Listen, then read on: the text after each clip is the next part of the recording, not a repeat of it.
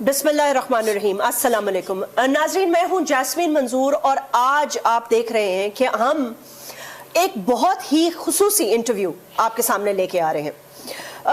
बातें बहुत होंगी इसमें, और इसलिए भी क्योंकि मैं इस शख्सियत को, इन शख्सियत की डेवलपमेंट को, इनको बहुत अरसे से देख रही हूँ। यानी कि एक बहुत बड़ा और स्ट्रॉन्ग और लॉन्ग रिलेशनशिप रहा from a media person to this person who became the Prime Minister of Pakistan, and obviously जो अब polls बता रहे हैं तो वो फ्यूचर भी हमें कुछ ऐसा ही नजर आ रहा है। आप सबको पता तो चल गया होगा मैं किसकी बात कर रही हूँ। आज हम मौजूद हैं ज़मान पार्क में और हमारे साथ मौजूद हैं इमरान खान साहब, former prime minister of Pakistan और पाकिस्तान के इस वक्त सबसे popular leader, chairman Tehreek Insaf भी। बहुत बहुत शुक्रिया। अस्सलाम वालेकुम। जी शुक्रिया खान साहब, बहुत बहुत शुक्रिया वक्त निकालने का।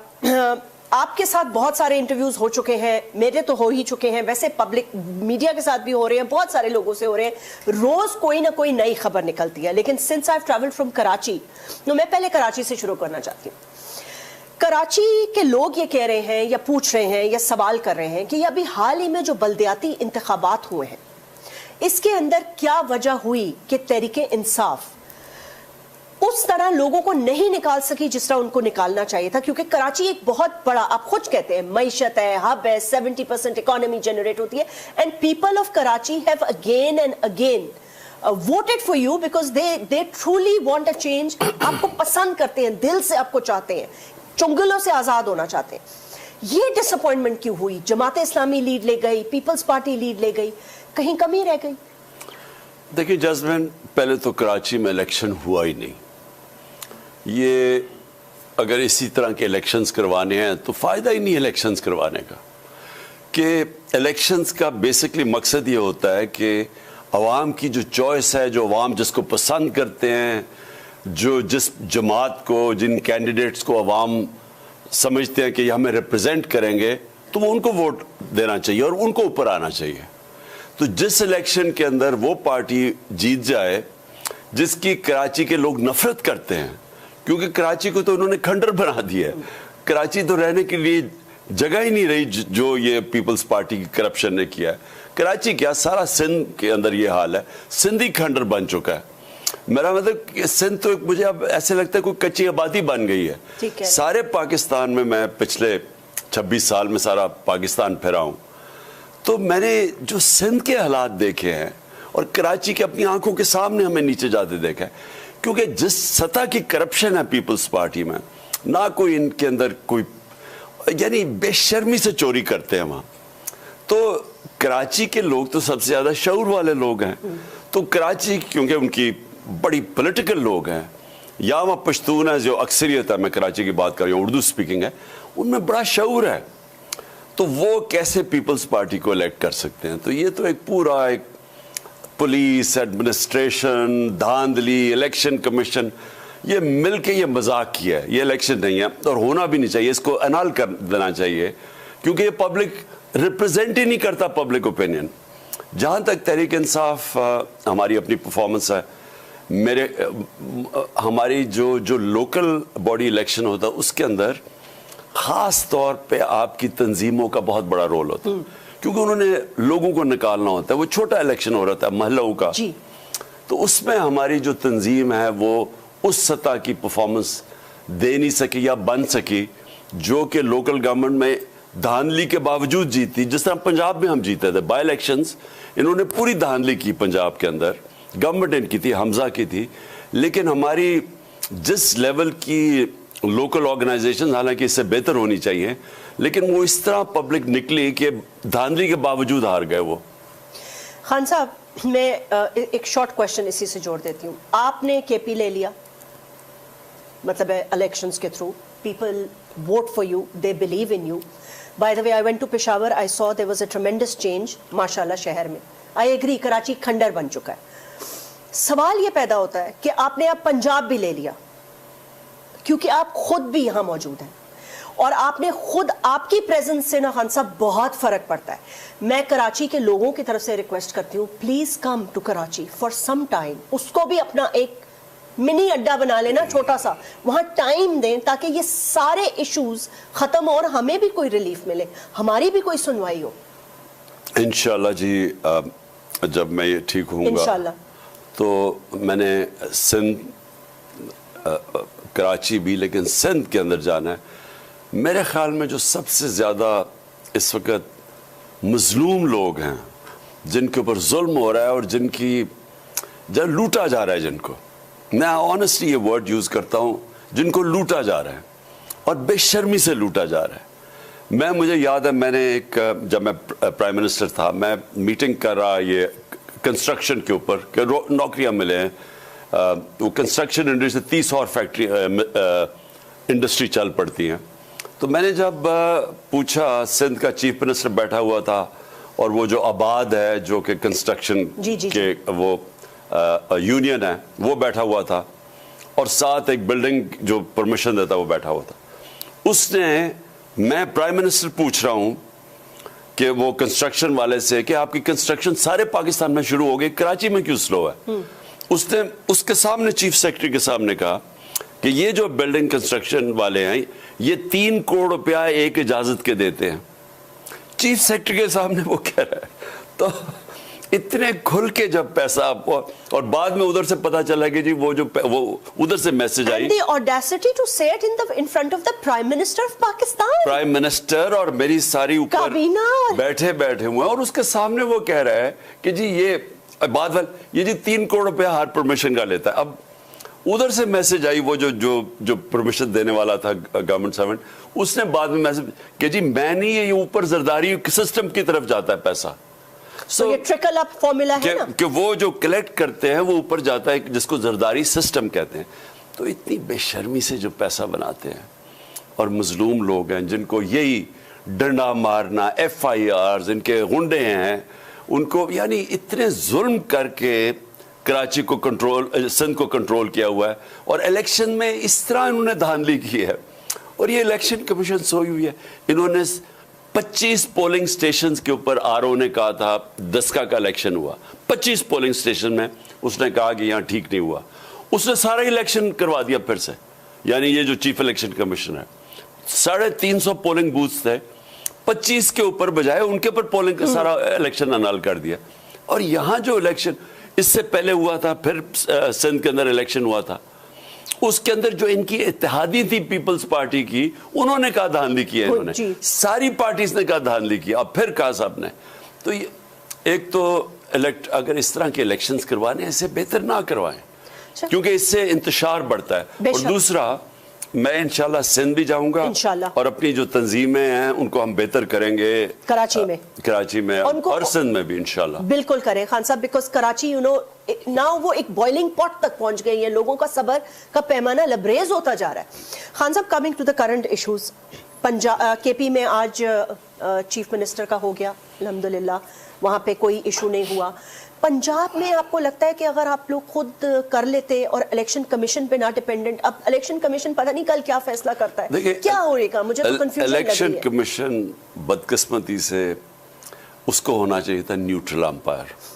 الیکشن کمیشن تو ایک اس طرح نون لیگ اور پیچھے سے ان کو جو ہینڈلرز ہیں وہ اتنا کنٹرولڈ ہے کہ ہمارے 8 یا 9 دفعہ انہوں نے ہمارے خلاف فیصلہ کیا تحریک انصاف کے خلاف. ہم گئے ہیں عدالت میں اور 8 سے 9 دفعہ عدالت نے اوور ٹرن کیا ان کو فیصلے. بالکل، مطلب یہ انہوں نے غلط فیصلے کیے.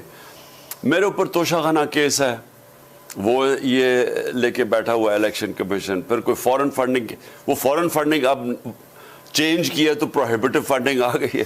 باقی پارٹیز کے سنتے نہیں ہے. وہ باقی توشہ خانہ کا عدالت نے پوچھا جی باقیوں کا بتائیں ریکارڈ توشہ خانہ کا. انہوں نے کہا جی یہ سیکرٹ ہے، ماشاءاللہ یہ ہم بتا نہیں سکتے.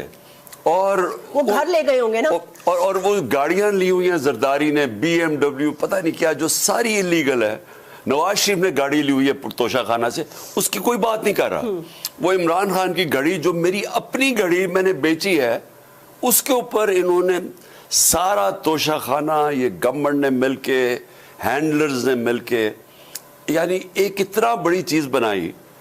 اور اب وہ پھٹا پہاڑا نکلا چوہا ہے. یعنی اس میں سے ہے ہی کچھ نہیں. لیکن جدھر انہوں نے انلیگلی گاڑیاں نکالی ہیں اور توشہ خانہ کا ریکارڈ جب مانگا عدالت نے، انہوں نے کہا جی یہ سیکرٹ ہے. اور وہی پھر ہماری جو فنڈنگ کیس ہے ہم کہتے ہیں کہ ان باقی پارٹیز کا بھی ساتھ سنیں. بتا, ہم تو سارے دیتے جا رہے ہیں کہ ہماری فنڈنگ ہے, 40,000 کا ڈونر بیس دکھا دیا ہے, لیکن جنہوں نے بتا ہی نہیں سکتے کہ پیسے کدھر سے کٹے ہوئے ہیں پیپلز پارٹی, ان کے کیس ہی نہیں سن رہے. ان کے کیوں سنیں خان صاحب؟ اس لیے کیونکہ آپ کو پتا ہوگا کہ آج 12 ارب کی منی لانڈرنگ بھی معاف ہو گئی ہے سلمان شہباز کی, شہباز شریف صاحب کے بیٹے کی, سلیمان کی. تو وہ دیکھیں جاسمین, جو ہو رہا ہے نا پاکستان سے, میں آپ کو یقین دلاتا ہوں کہ اس ملک کی تاریخ میں کبھی ہم ادھر اتنے گرے نہیں ہیں جتنے آج گر چکے ہیں. ایگریڈ. کبھی ہماری معیشت اس کرائسس میں نہیں ہے جو آج گری ہے. کبھی لوگوں کو اس ملک سے مایوسی اتنی نہیں جتنی آج ہے. 8 لاکھ ہمارے نوجوان پڑھے لکھے پروفیشنل چھوڑ کے چلے گئے ملک 7 مہینے میں. کبھی قانون کی بالادستی کی دھجیاں نہیں اڑائی گئی جو آج گئی. یعنی کسی مہذب معاشرے میں یہ ہوتا ہی نہیں ہے کہ آپ کے صاحب اقتدار جن کے اوپر اربوں روپے کے کرپشن کے کیسز ہیں, اور وہ ہمارے دور کے نہیں پہلے کے کیسز ہیں, وہ آج اسمبلی میں پہلے تو ایک آکشن کے ذریعے آتے ہیں, الیکشن کے ذریعے نہیں آتے. ہارس ٹریڈنگ, پیسہ خرچ کر کے بیرونی سازش جس میں آرمی چیف پورا ملا ہوا تھا, بلکہ تھا ہی آرمی چیف, ساتھ اس نے سب کو ملایا. انہوں نے مل کے ساتھ چوروں کو اوپر بٹھایا. انہوں نے آتے ساتھ ہی اسمبلی میں سارے اپنے کرپشن کے کیسز قانون پاس کے, نیب کی امینڈمنٹس چینج کر کے معاف کروا لی. اسی کا تو آپ پہ پریشر ڈالا کرتے تھے نا کہ یہ قانون آپ کے دور میں ہو جائے تاکہ ان کو صفائی کر. میرے اوپر یہی جنرل باجوہ بھی بار بار کہتے تھے کہ جی اکانومی کے اوپر زور لگائے, احتساب کو بھول جائے. کیوں پوچھا نہیں آپ نے؟ وہ ان کے ساتھ ملے ہوئے تھے. نہیں, لیکن آپ کہتے ہیں نا کہ میں تو آئے ہوئے احتساب کے نام پر, اور آپ نے پورے پاکستان کو کنونس کیا, اور ایون جنرل باجوہ نے کتنی میڈیا کے لوگوں کے ساتھ ملاقاتیں ہوئی. جنرل باجوہ نے, ایک جنرل باجوہ تھے ایکسٹینشن سے پہلے, ایک تھے ایکسٹینشن کے بعد. ایکسٹینشن سے پہلے جنرل باجوہ بھی میڈیا کو بٹھا کے کہتے تھے کہ انہوں نے کتنی چوری کی ہے. جی ٹھیک ہے, بالکل سب کو بتاتے تھے. مجھے یعنی یہ نواز شریف کی چوری, پھر ان کی جے آئی ٹی جو جنرل باجوہ نے 2 بریگیڈر بھیجے تھے, انہوں نے ہی ثابت کیا نواز شریف کی پینما کیس, جس کی وجہ سے نواز شریف آج تک معاف نہیں کر رہا جنرل باجوہ کو. ان کا وہ دماد نے آج بولا ہے ان کے کیس یا 2 دن پہلے. تو انہوں نے پہلے بتایا کہ کتنے کرپٹ ہیں. یہی ثابت کیا جا رہا تھا پاکستان کی ایجنسیز نے کہ یہ کتنے کرپٹ ہیں. ہمیں بتایا جا رہا تھا سب کو, اور پھر انہی کو اٹھا کے ہمارے اوپر بٹھا دیا, اور پھر ہمیں کہا کہ اب ان چوروں کے پیچھے لگو. یو ٹرن کر کے, اس کو کہتے ہیں یو ٹرن. پہلے وہ کرپٹ تھے, اب آگے وہ حکمران, اور ہم جب پروٹیسٹ کر رہے تھے, ہمیں وہ 25 مئی کو انہوں نے ہمارے پہ ظلم کیا, میڈیا پہ ظلم کیا, ارشد شریف سے جو کیا, اعظم سواتی, یعنی ظلم کیا ہمیں ان چوروں کو, ان کی غلامی کروانے کے لیے. ان کو ایکسپٹ کرنا ہے بس, کسی طرح مارو ان کو, کسی طرح ہم ان کو مان جائیں ان چوروں کو. خان صاحب ایک بات بتائیں, آپ نے نواز شریف کو کیوں جانے دیا؟ اصل میں جی اس کے انہوں نے ریزلٹس لے کے آئے, اس کی بلڈ ٹیسٹ تھے, پلیٹلٹس تھے, اور یہ اور وہ. تو تب تو ہم نے جب کیبنٹ کے سامنے 6 گھنٹے ہم نے ڈیبیٹ کیا, تو جب سارے ریزلٹس دیکھے تو ہم گھبرا گئے, پتہ نہیں یہ ایئرپورٹ پہ بھی جا سکے گا نہیں. پھر ایک عدالت سے سٹیٹمنٹ آ گئی کہ جی اگر اس کو کچھ ہوا تو ہم ذمہ دار ہوں گے. یہ بھی کمال ہے. بہرحال وہ, اب مجھے پتہ ہے کہ یہ سارے ریزلٹ سے مینیپولیٹ ہوئے ہوں گے, کیونکہ یہاں سب کچھ آہستہ آہستہ ہمیں پتہ چلا. جب شہباز گل کو مار پڑی تو جب وہ اس کے ریزلٹس, وہ گیا میڈیکل ایگزامینیشن کے, وہ چینج کر دیا انہوں نے. یعنی یہ پاور ہے ڈیپ سٹیٹ کی, اسٹیبلشمنٹ کی, انہوں نے ریزلٹس ہی چینج کر دیے. یعنی وہ عدالت کے سامنے لگا ہی نہیں کہ اس کو ہمارے جو دیکھنے گیا اس کے اتنے بری بروزنگ ہوئی جو انہوں نے مارا, ابھی تک وہ ریکور نہیں کیا شہباز گل پوری طرح. مینٹلی ٹراما ہوگا نا. اور اعظم سواتی سے جو کیا, تو وہ جو جب آپ یہاں ریزلٹس ہی اور چھوڑیں, میرا جو مجھے جو لگی exactly I was about to come to this کہ یہ جے آئی ٹی بنی, اب سنیں جے آئی ٹی بنی ہوئی ہے. ہم خان صاحب ایک سیکنڈ قطع کلامی معاف، میں پہلے یہ پوچھنا چاہتی ہوں کہ دیکھیں ایک دفعہ آپ گرے تھے کنٹینر سے، آپ کو یاد ہے؟ پھر میں نے پہلا آپ کا انٹرویو کیا تھا، اس وقت we were very scared of losing you, and اللہ نے آپ کو ایک نئی زندگی دی. میں کہتی ہوں اللہ تعالیٰ کا بڑا کرم ہے، اس نے ایک بار پھر آپ کو ایک نئی زندگی دی. کہتے ہیں نا اعمالوں کا دار و مدار نیت پر ہوتا ہے، اس پر میں بات کروں گی، یہ میری ٹیگ لائن ہے آج کی کہ اعمالوں کا جو دار و مدار ہے وہ آپ کی نیتوں پر ہے. خان صاحب جس وقت یہ گولیوں کا بوچھار شروع ہوا کنٹینر پر، اس وقت آپ نے what was your first thought، مطلب ہے what were you thinking کہ کیا ہو رہا ہے، and did any agency inform you کہ یہ ہو سکتا ہے خان صاحب آج نہ جائیے گا؟ نہیں دیکھیں تھریٹ تو تھی مجھے، میں ہر روز صبح جاتا تھا تو مجھے یہ سوچ کے جاتا تھا کہ میرے پر کچھ اٹیک ہو سکتا ہے، کیونکہ مجھے پہلے سے پتا تھا انہوں نے سازش کی جس میں ہماری ایجنسی کا ایک بڑا اوپر سینئر آفیسر تھا، پھر یہ رانا ثناءاللہ اور یہ شہباز شریف، یہ تینوں نے مل کے پلان کیا تھا. اور یہ پہلے شروع کیا، ایک ویڈیو ریلیز کی، اس ویڈیو کو پھر ایک وقار ستیہ اس نے جا کے اٹھایا کہ عمران نے توہین عدالت کی. پھر پیڈ ایڈز چلائے گئے، پیڈ ایڈز کے عمران خان نے توہین عدالت کی ہے. پھر یہ مریم اور نواز اور اس کی جو ہے وہ اورنگزیب اس نے اور جاوید لطیف، انہوں نے پریس کانفرنس کی کہ میں نے کیسے لوگوں کی مجروح کیا ریلیجن کو، دین کو، خدا نخواستہ.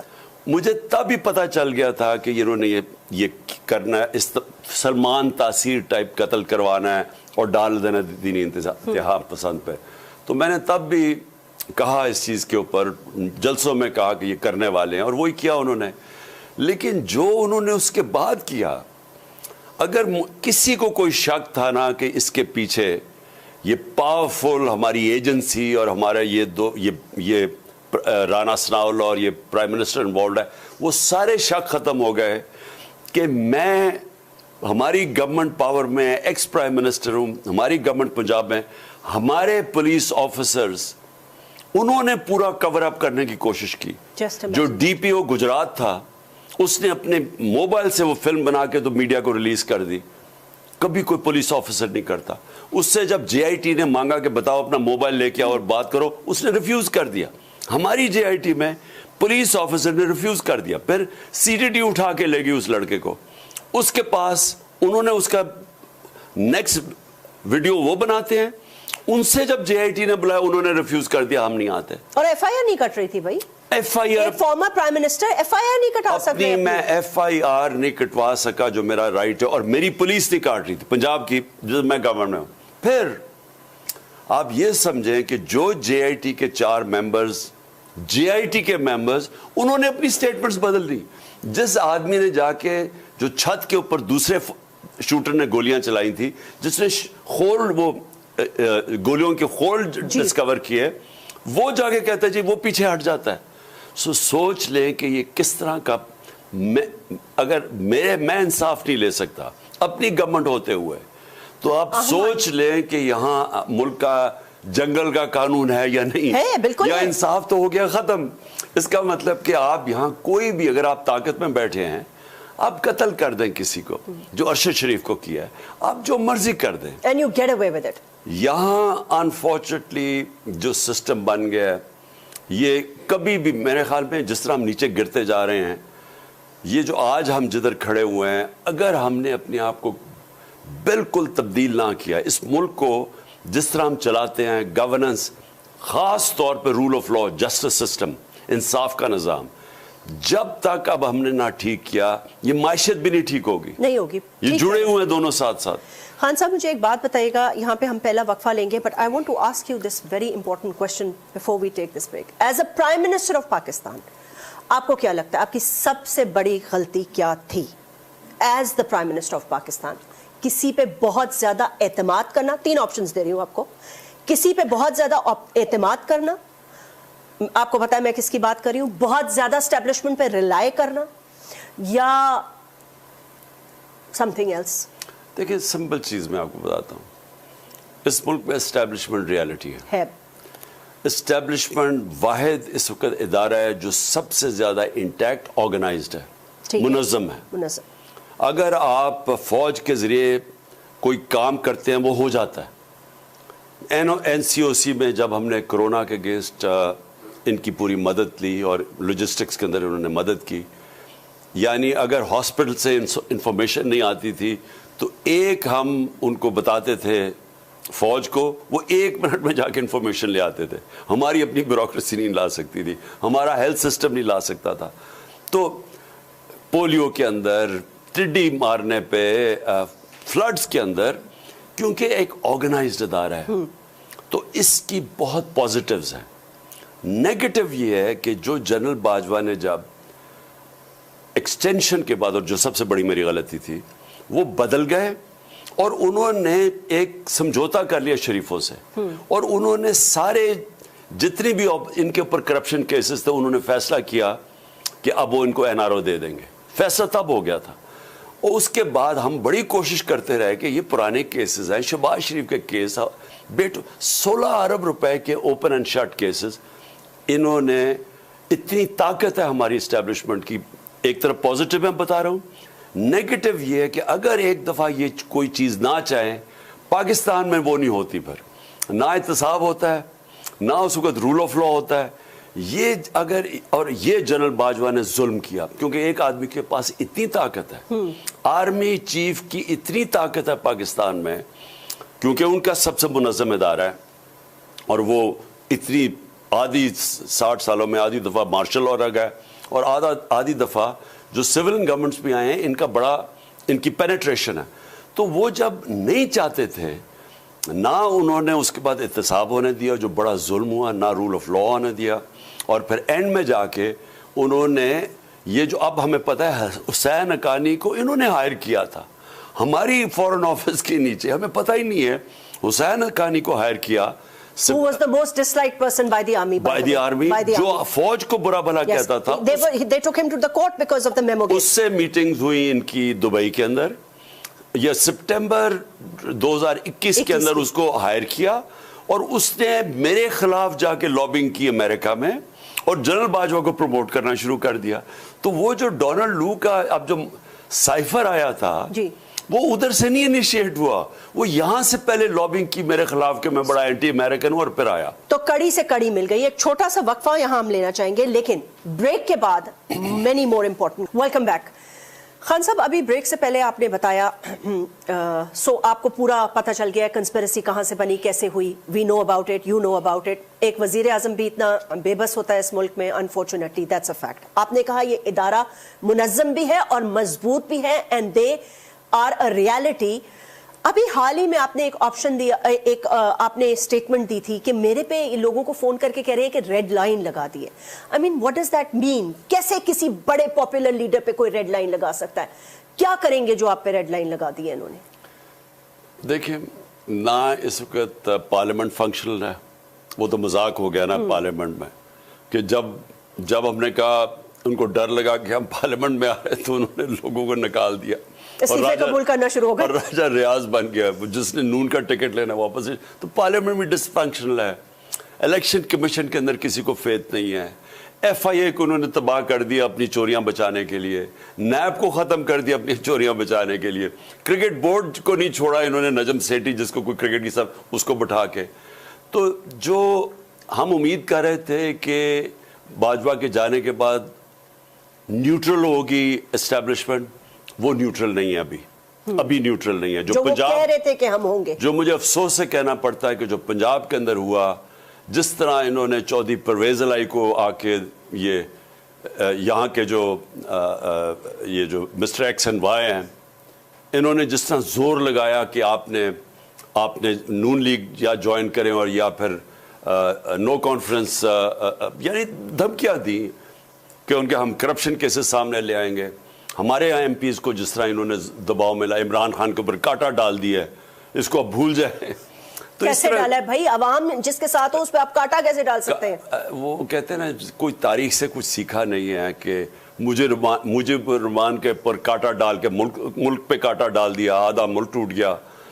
کتنی ایگزامپلز ہیں. یعنی انہوں نے وہ ذوالفقار علی بھٹو کو, پیپلز پارٹی کو ختم کرتے کرتے ایم کیو ایم بنا دی کراچی میں, جس نے کراچی اس وقت جو انتشار ہوا کراچی میں, پھر حقیقی بنا دی, پھر کتنی اور آرگنائزیشنز, پھر سب سے بلوچستان ابھی تک ریکور نہیں کیا. نواب زادہ وہ نواب اکبر بگٹی کے اوپر کاٹا ڈال کے آج تک کوئی امیجن نہیں کر سکتا کتنی قیمت ادا کی. اور مجھے خوف ہے بلوچ علاقوں کے اندر کہ وہاں اتنی نفرت ہوگی ہے پاکستان کے خلاف. تو یہ کاٹے ڈال کے کبھی بھی پولیٹیکل لیڈرز جن کے پاس پبلک ہوتی ہے آپ ان کو ختم نہیں کرتے. آپ کاٹے ڈال کے کہ وہ زیادہ آپ ان کو جیل میں ڈالیں یا ان کے اوپر ڈسکوالیفائی کریں تو اور ان کی مقبولیت بڑھ جاتی ہے. تو اس سے پولیٹیکل لیڈرز ختم نہیں ہوتے, ملک کو نقصان ہوتا ہے. تو صرف میری جو آپ کی بات ہے نا کہ آگے جانا کیسے, جی نئے آرمی چیف سے کوئی بات چیت, کوئی دروازہ کھولا ہے؟ میری کوئی بات چیت نہیں ہے through the president of Pakistan. لیکن میں آپ کو یہ بتا دوں کہ جو ایک راستہ ہے فری اینڈ فیئر الیکشنز کا, کراچی کے الیکشنز نہیں, فری اینڈ فیئر الیکشنز, اگر وہ ہم نہیں اپنائیں گے آج, میں آج آپ کو بتا رہا ہوں کہ پاکستان کے کرائسس ادھر پہنچ جائے گا جو سب کے ہاتھ سے نکلنے والا ہے. پاکستان کی اکانومی آئی ایم ایف کا مل بھی, پہلے تو آئی ایم ایف کے پاس اگر جانا پڑے گا ان کو, نہیں تو وہ روپیہ جو ڈیفالٹ کے اوپر گیا تو وہ آپ سوچ نہیں سکتے کہ ملک کیا ہوگا. تو جب جائیں گے مہنگائی آئے گی کیونکہ انہوں نے تو ملک کی اکانومی تباہ کر دی ہے. یہ تو دشمن بھی نہ کرتا جو انہوں نے کیا 7-8 مہینے میں. ملک کی یعنی جو ہماری کیپیسٹی ہے قرضے واپس کرنے کی, exports, remittances, industry, tax collection, وہ سب نیچے چلی گئی ہے اور اوپر سے قرضے بڑھ گئے ہیں.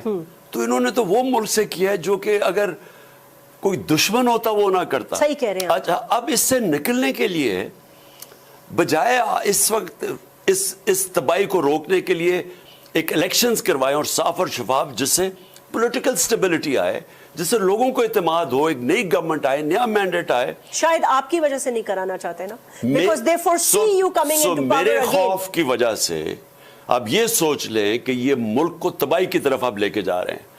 یہ خوف کہ عمران خان نہ آ جائے, یہ ملک کو ادھر لے کے جا رہے ہیں. میں کسی سے آئی ایم ایف سے کسی جو اکنامکس سمجھتا ہے, پولیٹکس سمجھتا ہے, سب کو پتا ہے کہ ہم سری لنکا کے سچویشن سے کوئی مہینہ دور ہیں. سری لنکا صرف 2.25 کروڑ لوگ تھے, یہاں 22.5 کروڑ عوام ہے. ایک دفعہ یہ شروع ہو گیا انتشار جو ہونے والا ہے, بزنس مین سڑکوں پہ ہیں, پیسے ہیں نہیں ان کے پاس ایل سیز کھولنے کے لیے, $4 ارب کی وہاں گڈز پڑی ہوئی ہیں وہاں کراچی پورٹ کے اوپر, شارٹیجز آنی شروع ہو گئی ہیں. آگے خطرہ تیل نہیں ہوگا. جب آپ کی ریمیٹنسز بھی گر گئی ہیں, ایکسپورٹس بھی گر گئے ہیں, تو ڈالر تو کم آنے شروع ہو گئے. تو ہم ڈوب رہے ہیں اس وقت, ڈوب رہے ہیں واقعی ڈوب. اور اگر یہ اس وقت نہ قدم اٹھائیں گے, اور ایک ہی قدم ہے کہ آپ کسی طرح سٹیبلٹی پیدا کریں, وہ صرف الیکشن سے آ سکتی ہے, فری اینڈ فیئر. اس کے بعد ایک پاکستان میں وہ ایک مینڈیٹ لے کے گورنمنٹ وہ سرجری کرے پاکستان میں, وہ ریفارمز کرے جو آج تک کبھی ہوئی نہیں اور جو ہونی ہے. خان صاحب, آپ اگر آ گئے تو روتھلیس احتساب کریں گے اس دفعہ without taking any pressure from any one? دیکھیں, سب سے پہلے انصاف, رول آف لا جب تک ہم پاکستان میں قائم نہیں کریں گے, جو سب سے بڑا پاکستان کا اثاثہ اوورسیز پاکستانی ہے, اگر وہ اپنے پیسے پاکستان لے آئیں, 1 کروڑ باہر پاکستانی بیٹھا ہے, ڈالرز ان کے پاس ہیں, ان کی ریمیٹنسز پہ ہم آج کھڑے ہیں, اگر ان کی انویسٹمنٹ آنی شروع ہو جائے, ہم نہ آئی ایم ایف کی ضرورت ہے نہ سعودی عربیہ ان سے بھیک مانگنے یا باقی ملکوں سے, ایک دفعہ ان کی انویسٹمنٹ تو آئے. وہ انویسٹمنٹ کیوں نہیں آتی؟ کیونکہ انصاف ہی نہیں ہے, لوگوں کو پاکستان کے جسٹس سسٹم پہ اعتماد نہیں ہے. ہمیشہ انویسٹمنٹ اس ملک میں آتی ہے جدھر گورننس کے اوپر کانفیڈنس ہو, کانٹریکٹ انفورسمنٹ. اگر میں اگر یہاں سرمایہ کاری کرتا ہوں تو میرا پیسہ چوری نہیں ہوگا, فراڈ نہیں ہوگا. اس لیے وہ دبئی جا کے انویسٹ کرتے ہیں, ملیشیا جاتے ہیں لوگ, پاکستان میں نہیں کر رہے. تو اس لیے نمبر 1 چیز ہے رول آف لا قائم کرنا پاکستان میں. اس کے بعد سرجیکل ریفارمز چاہیے پاکستان میں, تاکہ یہ جو مافیاز بیٹھے ہیں, ایلیٹ کیپچر ہے, یہاں سے جو ڈالر باہر جا رہا ہے, ساری رولنگ ایلیٹ یہاں سے پیسے چوری کر کے ہنڈی حوالے کے ذریعے باہر بھیج رہی ہے. ملک کیسے آگے بڑھ سکتا ہے؟ خان صاحب, وی ہیو 5 more minutes, جس میں سے میں چاہوں گی کہ آپ 1 منٹ میں تو پہلے پنجاب کے کیئر ٹیکر کا جواب دے دیں, کیونکہ اگلے 4 منٹ میں I want to ask you completely something different from politics. دیکھیں, پنجاب کے اندر اب کے پی میں کیا ہوا, ایک اعظم خان سلیکٹ کیا. سب کو پتا ہے کہ ایک ایماندار, ایک ایسا آدمی, ایک credible neutral umpire opposition government نے تسلیم کر کے. اب پنجاب میں کیا ہو رہا ہے؟ ہم نے اپنی طرف سے بہترین وہ لوگ دیے جو پرو پی ٹی آئی نہیں ہیں, سکھیرا ہیں جو کیبنٹ سیکرٹری ہیں ان کے, شہباز شریف کے, ان کے ساتھ رہ چکے. اور ایک اور ہم نے نام لیا, ایک نصیر خان کا نام دیا جو کہ ورلڈ ہیلتھ آرگنائزیشن کے اندر چیئرمین رہ چکا ہے. ہم نے اپنی طرف سے کریڈیبل نام دیے. انہوں نے کیا نام دیے ہیں؟ ایک فرنٹ پہنا زرداری کا, ایک فرنٹ پہنا شہباز شریف کا. وہ ایک کرپٹ ترین آدمی ہے. ایک نے پوری رجیم چینج میں ہمیں گرانے کی پوری سازش کے اندر وہ ملوث تھا, وہ اور اینٹی پی ٹی آئی ہے. یہ ان کا آئیڈیا نیوٹرل امپائر کا. کیئر ٹیکر کا تو مطلب یہ ہے کہ آپ کا نیوٹرل امپائر کھڑا ہو. انہوں نے تو وہ آدمی کھڑا کر دیا ہے جو کہ نون لیگ سے بھی ہمیں زیادہ نقصان پہنچانے والا, وہ اس سے چیف منسٹر. آپ ایکسپٹ کریں گے یا فائٹ کریں گے اس کو؟ بالکل اس کو ایکسپٹ نہیں کریں گے. ہمارے پاس اس کا ٹریک ریکارڈ ہے پورا, ہمیں پتہ ہے الیکشن کمیشن کا فیصلہ آپ ایکسپٹ نہیں کریں گے اگر ایسا کوئی خدا نہ خواستہ؟ دیکھیں جی, الیکشن کمیشن اس طرح کا آدمی اگر اپوائنٹ کرے گا, پہلے تو الیکشن کمیشن کی ویسی کریڈیبلٹی ختم ہے. اگر اس طرح کے آدمی کو اپوائنٹ کریں گے تو پہلے تو پبلک میں اور ننگا ہو جائے گا election commission. And you will not accept it obviously. بالکل ہم ایکسپٹ نہیں کریں گے. جی خان صاحب, سارے سیاسی سوال سائڈ پہ رکھ دیتی ہوں.